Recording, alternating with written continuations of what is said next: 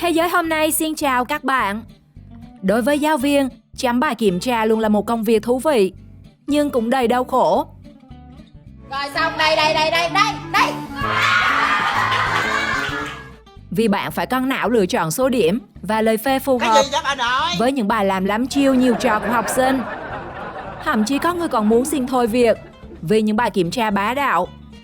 Để biết áp lực của giáo viên như thế nào khi chấm bài, các bạn hãy cùng Thế giới hôm nay khám phá 35 bài kiểm tra của học sinh Việt Nam làm các cô giáo muốn nghỉ dạy. What is the cat doing? Sleeping? No. It's ngủ ê.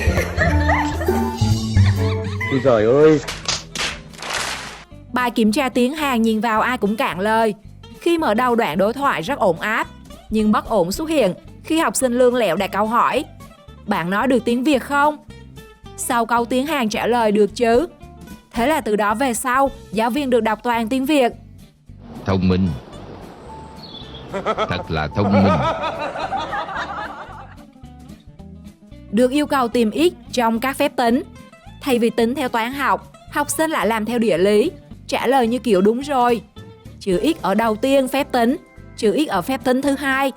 Nếu bạn là giáo viên, bạn sẽ cho bài này làm bao nhiêu điểm?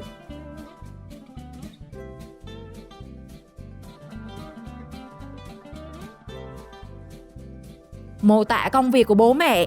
Cậu học trò vắt óc moi tim hết vốn từ của mình viết: mẹ em làm nội trợ, hàng ngày kim ngắn chỉ vào số 6, kim dài chỉ vào số 30, là cả nhà phải im lặng cho mẹ em làm việc. Có lần, em và em trai đùa nghịch rõ to, đã bị mẹ tát cho mỗi đứa một cái và bảo: chúng mày có im ngay đi hay không? Nhằm hết bản phách của tao bây giờ.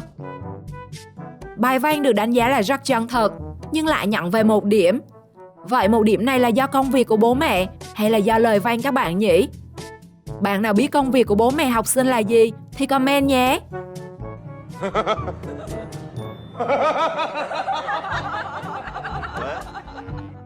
Miêu tả con vật yêu thích là chó. Một cậu học trò lớp 3 viết: không những em thích chó mà bố em cũng rất thích. Nhưng thích ở đây nó đáng sợ quá các bạn à. Cậu bé miêu tả: cứ dịp cuối tuần hoặc cuối tháng, bố em bảo mẹ em chiều nay làm tí thịt chó đi. Ôi trời ơi. Diễn biến khác. Sự bá đạo của học trò làm giáo viên bất lực. Khi yêu cầu tả con chó thì em nó trả lời dứt khoát: nhà em không có nuôi chó.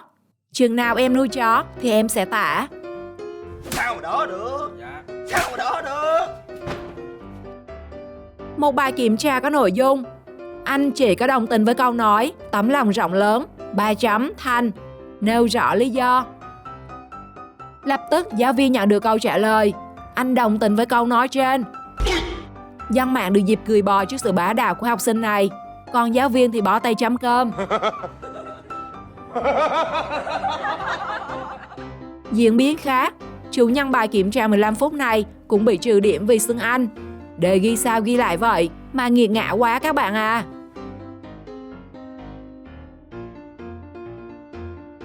Người ta nói nhất quỷ nhì ma thứ ba học trò.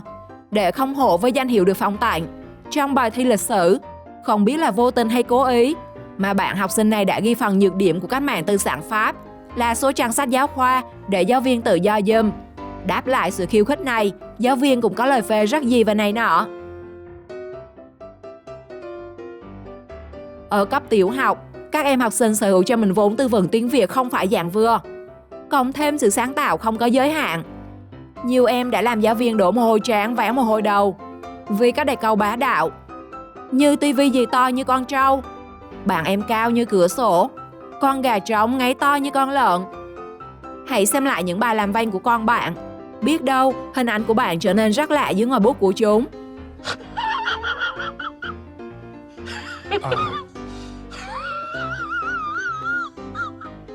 Bài kiểm tra được cho là của một học sinh lớp 8, nó khiến đến tiến sĩ cũng phải bó tay. Theo bạn, số điểm có được là do giáo viên đọc được bài văn hay vì kiểu chữ cuốn theo chiều gió đọc lạ? Học sinh làm văn tả bố. Bố có hình dáng còi và cao, bố em hay đánh giấm. Cứ mỗi khi em xem phim lại thấy bố đánh giấm 2-3 lần. Sự miêu tả chân thật đến nỗi Mọi người nghe có mùi thối online luôn. Không biết có thương bố không mà cứ đem chuyện xấu của bố kể cho cô biết. Niệm luôn rồi. Diễn biến khác, bố của cô bé này được miêu tả phần đầu như siêu anh hùng, nhưng khúc sau nó lạ lắm. Bố em là người đàn ông mạnh mẽ nhất, dũng cảm nhất. Bố em có thể bơi qua con sông rộng lớn nhất, treo lên đỉnh núi cao nhất, giết chết con hổ hung dữ nhất. Nhưng bố em không có thời gian để làm những việc đó, vì bố còn bận rửa bát trong em. Vậy là mạnh mẽ dữ chưa các bạn?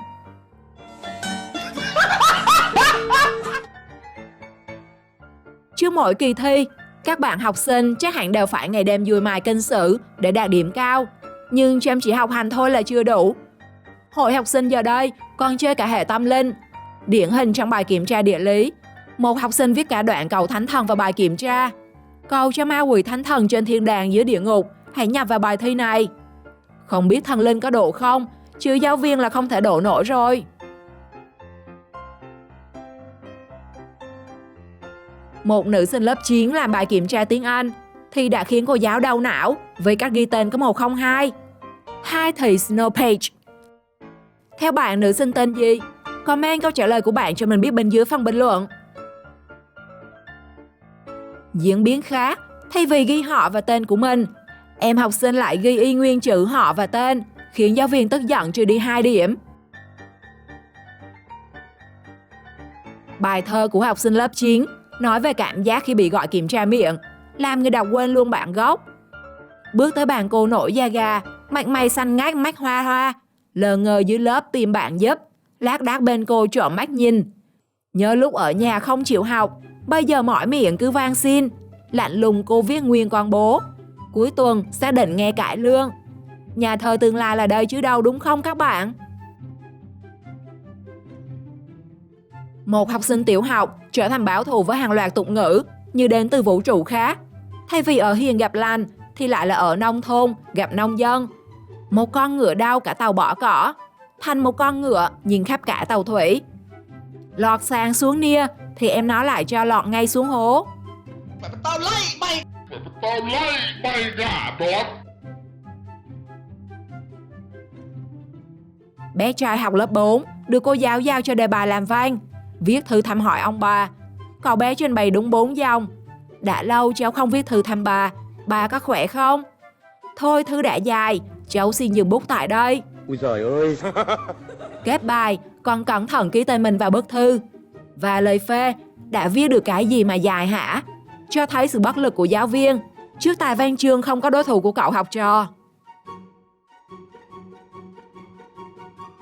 Viết đoạn văn kể lại việc làm tốt của mình. Khi được mẹ phân công đi tưới cây, một học sinh lớp 3 khiến giáo viên và cộng đồng mạng ngơ ngác.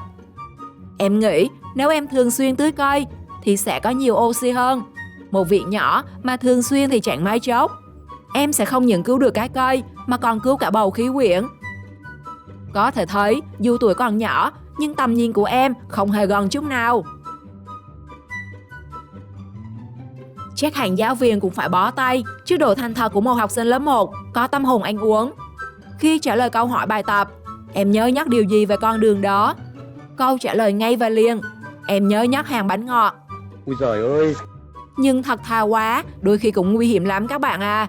Thấy cụm từ là người mẹ thứ hai của em, học sinh liền điền vào chỗ chấm vợ thứ hai của bố. Thế là vợ thứ hai của bố là người mẹ thứ hai của em. Các em nghĩ kiểu này thì làm sao giáo viên đợi cho nổi.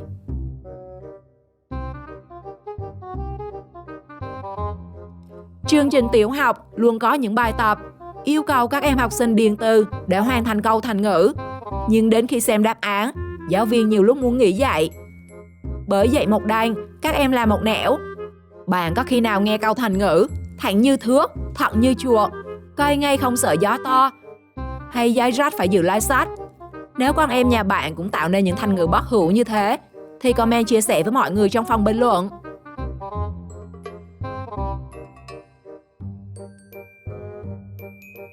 Không biết em học sinh này có phải là fan cứng của đen vâu hay không? Mà khi tìm từ đồng nghĩa với màu đen, bên cạnh đáp án như đen xì, đen kịt, giáo viên còn hết biết phải chấm điểm sao với từ đen vâu. Nó đồng nghĩa ở chỗ nào đây các bạn? Làm bài tập tìm từ trái nghĩa, Em học sinh không chỉ khiến thầy cô mà hẳn các bạn cũng thắc mắc. Ngay thẳng trái nghĩa với lâu cong ở chỗ nào? Bạn nào nghĩ ra thì comment bên dưới phần bình luận cho mọi người biết nhé.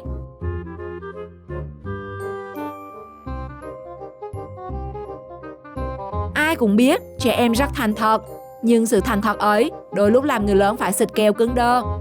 Điển hình một em học sinh tiểu học được yêu cầu viết một đoạn văn từ 4 đến 6 câu nói về một loài chim mà em yêu thích theo gợi ý sau. Em yêu thích con chim nào? Hình dáng của con chim đó như thế nào? Hoạt động của con chim đó ra sao? Học sinh trả lời vô cùng ngắn gọn. Em không thích con nào hết. Trả lời xong câu 1 thì thôi khỏi còn bàn tới câu 2 và 3. Giáo viên á khẩu luôn.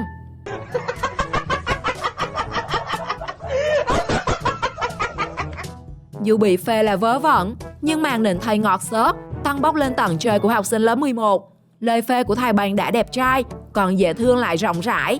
Thì nói sao thầy không cộng điểm thêm? Nếu bạn là giáo viên, đừng để học sinh điền từ hoàn thành câu thành ngữ. Đọc xong thì xuôi miệng đó. Điển hình như bèo dạt mây cao. Gần mực thì đen, gần đèn thì chói. Đói cho sạch, nắt cho thơm. Mình đồng trâu xác. Tao lấy mày. Nhưng ý nghĩa của câu thì ối rồi ôi. Bài kiểm tra bá đạo của học sinh nào làm bạn thích nhất? Comment câu trả lời cho mình biết trong phần bình luận. Còn bây giờ, xin chào và hẹn gặp lại.